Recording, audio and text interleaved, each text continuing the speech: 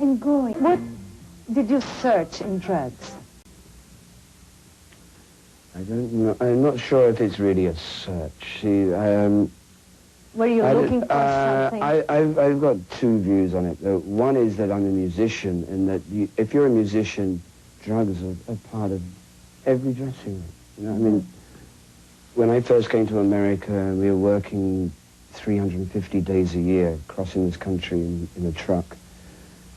And you'd sometimes do 2 shows a day, and you'd be working with all these different bands, and there'd be these old black guys sitting there, and they've got more energy than you. I'm 19, this guy's 50, and he's popping, and I'm dead. You know, and so you sit around with the cats, and hey man, you know, like, how do you do this? Yeah, well, sure, you take one. But so it kind of, there's that aspect of it, and then the other aspect of the drug thing, I guess, is. I was very 19th century about drugs. You know, I'd be like De Quincey, you know, or I'm in a laboratory, let's see what this does, you know? Yeah, a curiosity. Yeah, you want to find more and more and more. but that's what killed the cat.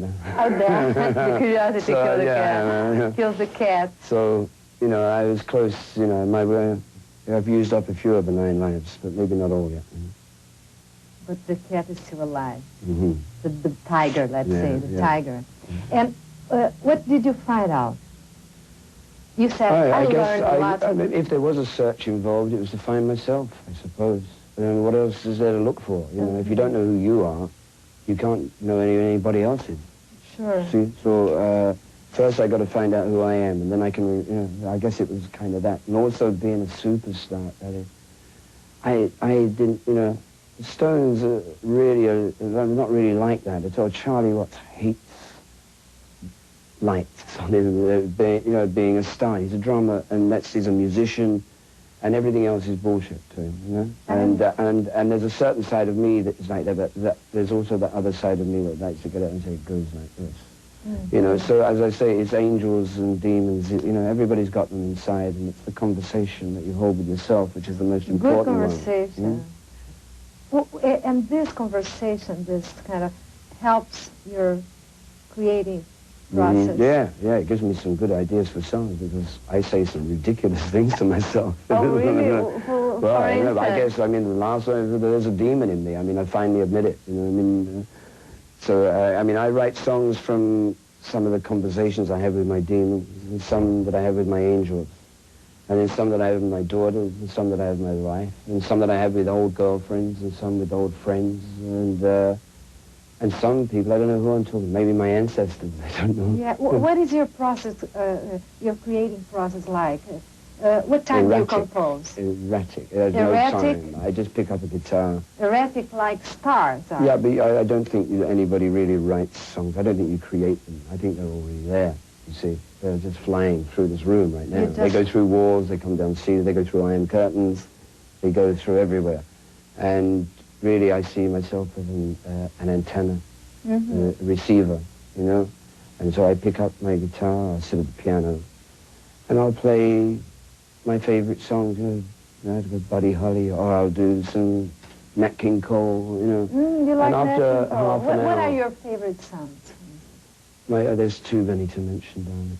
It's just too, you know, I grew up listening to a lot of jazz and a lot of classical music when I was a kid. You know, because in England, that's really, my mother liked jazz, so I heard a lot of that. And also the BBC, that was all you got in England. You got a lot of classical music. So, and a musician is only the result of what he hears. And when did you find out that you could write songs? It never occurred to me. I found out by total accident. Suddenly, you know, the Rolling Stones were a blues band. We played Chicago blues. We were a bunch of kids that said, this is the best music in the world. Everybody should hear it. And we'll do, since the real stuff isn't around, we'll do our best to recreate it. And then suddenly we're famous, and suddenly we're stars, you know, and the Beatles and the Stones. And Andrew Oldham, our manager at the time, said, you've got a hit record, an album, but we're going to need songs, you know, because we can't keep on doing other, you know, old songs. You know, there's only so many in there, you know. So he said to Mick and myself, he said, look, you go into the kitchen, take the guitar, and lock you in, You come out with a song. Go, yeah, do it. well, you know, okay, anything to keep the manager happy. You know, we went, and we came out a few hours later with As Tears Go By, which Marianne Faithfull, in 6 weeks it was in the top 10 in England, you know.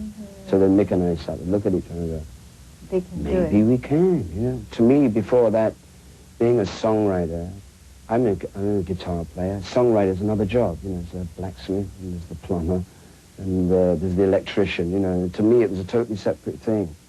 And so I really have to credit Andrew Oldham with